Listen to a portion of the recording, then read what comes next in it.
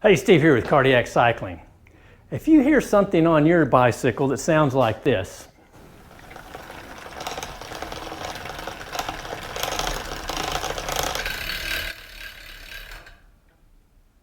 and you've got Di2 as your powertrain, you want to watch this video. Stay tuned.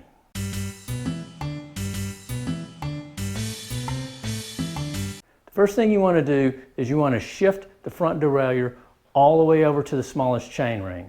Then on the back, you want to shift your back all the way over to the largest sprocket on the cassette.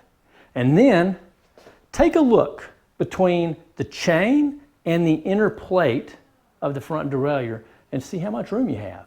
This dimension here should be between 0.2 millimeters and 0.5 millimeters. A regular business card, the thickness is about 0.3. So it gives you an idea. We're not talking about a lot of space, but there does need to be a space to avoid having that grinding sound. So the best tool that you can have for this task is a feeler gauge. What's that, you ask? Good question. This is a feeler gauge. You can see it has dimensions on it. The top number is in inches and the bottom number is in millimeters.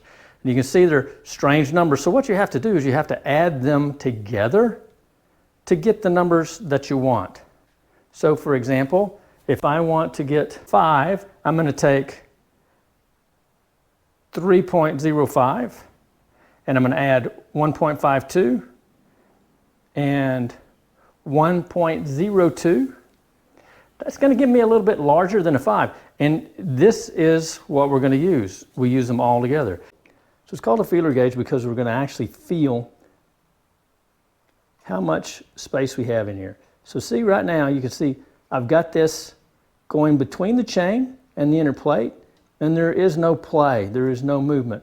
Now if I stick it way down in here and I push like this, I'm going to get some movement, but that's because there is a crook in the inner plate where the inner and the outer are screwed together, but the chain doesn't go down that far. So you need to make certain that you don't push too far down and distort what you're measuring. Let's grab one that's absolutely larger than what we need, and we come down and you'll see right away it's just too big.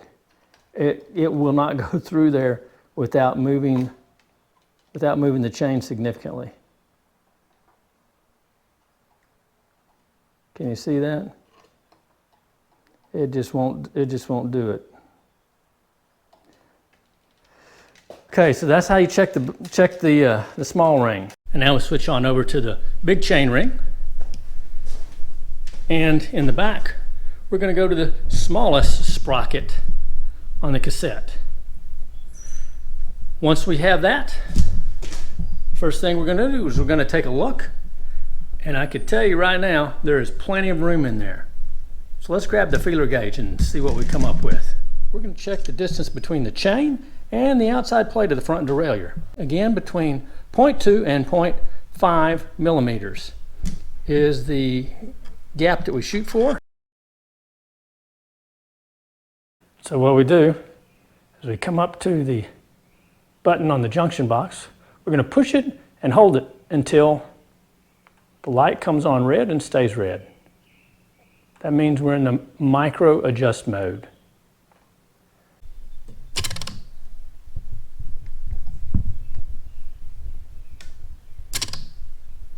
After our adjustments are complete, we come back up and we're going to push and hold the button again until the red light goes out.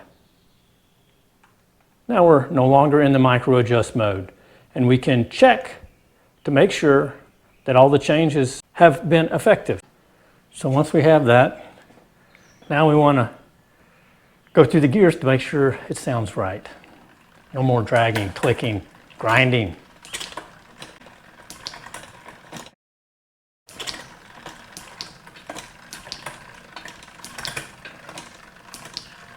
Sounds good.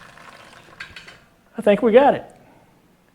Hey, that's it for today. Hope you found this video useful. If you didn't find it useful, maybe at least entertaining. If you like it, give it a thumbs up because that will move it up in the search engine and help other people to find this. If you haven't subscribed, subscribing does allow you to click the notification bell. So anytime a new video is uploaded on this channel, YouTube will send you an email, a notification that, hey, there's something new to watch on cardiac cycling. Stay safe, be well.